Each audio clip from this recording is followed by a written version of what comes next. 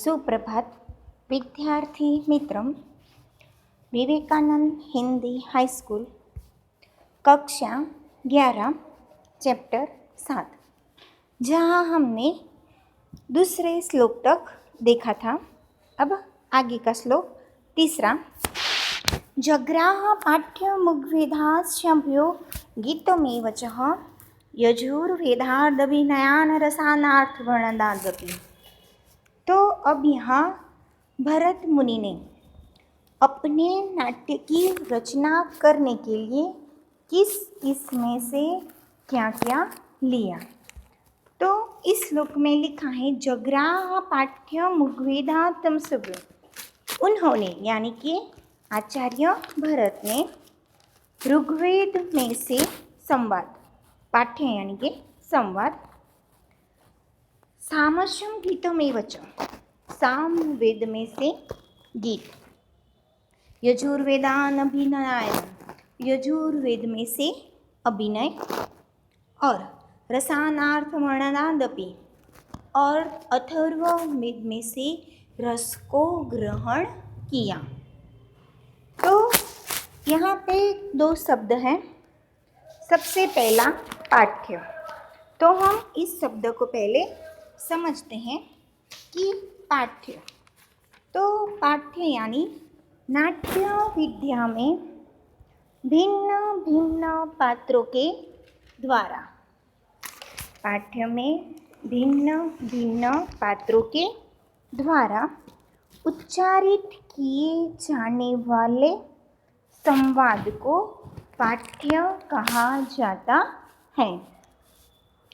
तो संस्कृत नाट्य शास्त्रियों की भी यही मान्यता है कि नाट्य में पाठ्य की प्रेरणा ऋग्वेद में से ली गई है, यानी कि इस नाटक की रचना करने के लिए जो संवाद है वो ऋग्वेद में से लिए गए हैं। और संस्कृत नाट्य परंपरा में 4 प्रकार के अभिनय स्वीकृत किए गए हैं। कौन से? तो आंगिक, वांचिक, आहार्य और सात्विक। तो इस अभिनय को नाट्य के रूप में स्वीकार करने की प्रेरणा नाट्य शास्त्रियों को यजुर्वेद में से प्राप्त हुई। अब इसमें हमने दूसरा शब्द देखा, ऋग्वेद में से पाठ्य यानी कि संवाद, जो हमने अभी समझा। और एक दूसरा शब्द है सामवेद में से गीत और यजुर्वेद में से अभिनय। अभिनय तो जो नाट्य शास्त्र भरत मुनि ने अभिनय, जो नाट्य का सबसे महत्वपूर्ण अंग है, जो भारतीय साहित्य एवं संस्कृति में वर्णित 64 कलाओं में से अभिनय भी एक कला है। तो संस्कृत नाट्य परंपरा में 4 प्रकार के अभिनय हैं, आंगिक, वांचिक, आहार्य और सात्विक। हमने अगले पाठ्य में देखा था। तो उसमें पाठ्यम यानी कि संवाद जो ऋग्वेद में से लिया है। हमने आगे उसके साथ थोड़ी अभिनय की भी बात कर ली थी कि अभिनय के भी जो 4 प्रकार है वो, तो ये जो 4 प्रकार है वो अभिनय नाट्य शास्त्र के सबसे महत्वपूर्ण अंग हैं। तो अभिनय को नाट्य शास्त्रियों को यजुर्वेद में से प्राप्त हुई, यानी कि भरत मुनि को अपने नाट्य की रचना करने के लिए अभिनय उनको यजुर्वेद में से मिला। और पाठ्यम यानी कि संवाद, जो संवाद यानी जो भरत मुनि ने अपना पाठ्यम यानी कि जो संवाद ऋग्वेद में से लिया है। तो ऋग्वेद में भी श्लोक नंबर 10 से 94 तक पूर्ववर्षीयम जो संवाद है, वो संवाद से प्रभावित होकर सिर्फ भरत मुनि ने भी नहीं, लेकिन महाकवि कालिदास, संस्कृत साहित्य के महान कवि कालिदास ने अपना विक्रमोर्वशीयम नाटक भी इस नाटक की रचना भी उन्होंने ऋग्वेद में से प्राप्त हुई। तो रसा, और एक दूसरा शब्द है रस, जो उन्होंने भरत मुनि ने अथर्ववेद में से रस को ग्रहण किया, जो हमने तीसरे श्लोक के अनुवाद में देखा। तो रस, ये रस क्या है? हम सबको पता है कि कोई भी नाट्य बिना रस के पूर्ण हो सकता नहीं है। उसमें रस ना हो तो किसी को देखने या सुनने की इच्छा होती नहीं है।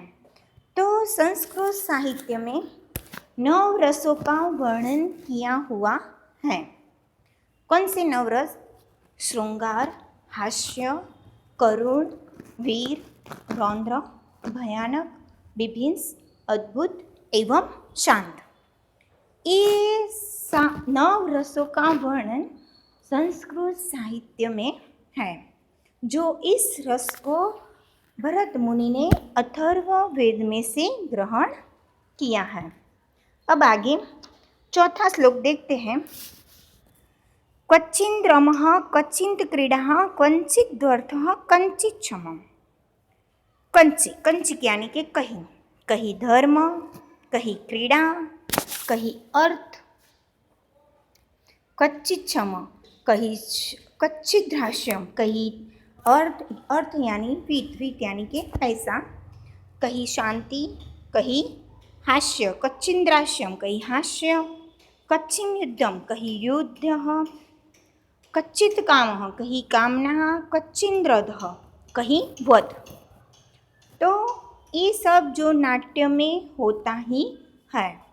तो सबसे पहले यहाँ पे कहीं धर्म, कहीं क्रीड़ा, कहीं अर्थ, कहीं शांति, कहीं हास्य, कहीं युद्ध, कहीं कामना, तो कहीं वध, जो नाट्य में होता ही है। अब आगे 5वां श्लोक देखते हैं कि धर्म प्रवृत्तानां कामः कामोपसेविनां निग्रहो दुर्विनीतानां विनीतानां दमनक्रिया। तो यहाँ पे 5वें श्लोक में धर्म प्रवृत्तानां यानी कि धर्म में प्रवृत्त रहने वाले को धर्म, कामोपसेविना काम का सेवन करने वाले को काम, निग्रहो दुर्विनीतानां बुरा वर्तन करने वाले को संयम, और दुर्विनीतानां यानी कि संयम, निग्रह यानी कि संयम, दुर्विनीतानां विनीतानां दमन क्रिया, और विनय पूर्वक वर्तन करने वाले को दमन। निग्रह यानी कि संयम और दुर्विनीतानां यानी कि विनय पूर्वक वर्तन करने वाले को दमन करने की क्रिया, दमन क्रिया। तो दमन करने की क्रिया नाट्य में होती ही है। फिर से 5वां श्लोक का अनुवाद फिर से देखते हैं। धर्म में प्रवृत्त रहने वाले को धर्म, काम में प्रवृत्त रहने वाले को काम, बुरा वर्तन करने वाले को संयम, और विनय पूर्वक वर्तन करने वाले को दमन करने की क्रिया नाट्य में होती ही है। तो अब आगे के 4 श्लोक हम अगले वीडियो में देखेंगे। तब तक अस्तु।